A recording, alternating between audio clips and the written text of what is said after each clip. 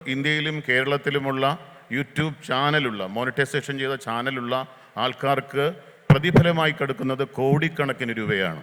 നമ്മുടെ സിനിമാ വ്യവസായത്തെക്കാളൊക്കെ ഒരുപാട് മുകളിലാണ്. പണ്ട് നമുക്കറിയാം, നമ്മുടെ ദൃശ്യ സംസ്കാരം എന്ന് പറഞ്ഞിരുന്നത് ദൂരദർശൻ മാത്രമായിരുന്നു. പിന്നീട് കുറച്ചു കാലം കഴിഞ്ഞപ്പോൾ ഏഷ്യാനെറ്റ് വന്നു. അപ്പോൾ നമ്മൾ വിചാരിച്ചു ഇതാണ് നമ്മുടെ സംസ്കാരം. പിന്നീട് ചാനലുകളുടെ പെരുമഴ കാലമായിരുന്നു.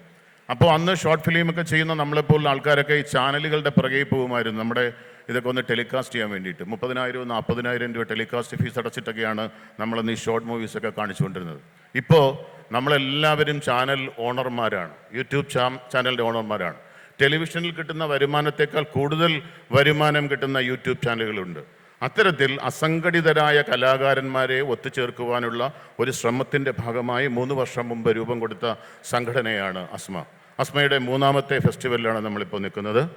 ഇതിന് നമുക്ക് എല്ലാ തരത്തിലുള്ള ഊർജവും നൽകിയ സംസ്കാര സാഹിതിയുമായി ചേർന്ന് ഇനിയും അങ്ങോട്ട് ഈ കലാകാരന്മാരെ ഒരു കുടക്കീഴിൽ അണിനിരത്താനുള്ള ശ്രമം നടത്തും എന്നതാണ് നമ്മുടെ പ്രതീക്ഷ. അത്തരത്തിലുള്ള പ്രഖ്യാപനങ്ങൾ ഇന്ന് നമ്മുടെ നേതാക്കന്മാർ നിങ്ങൾക്ക് തരും. അതുകൊണ്ടാണ് ഞാൻ ആമുഖമായി നമ്മൾ അസംഘടിതരാണ് എന്ന് പറഞ്ഞത്.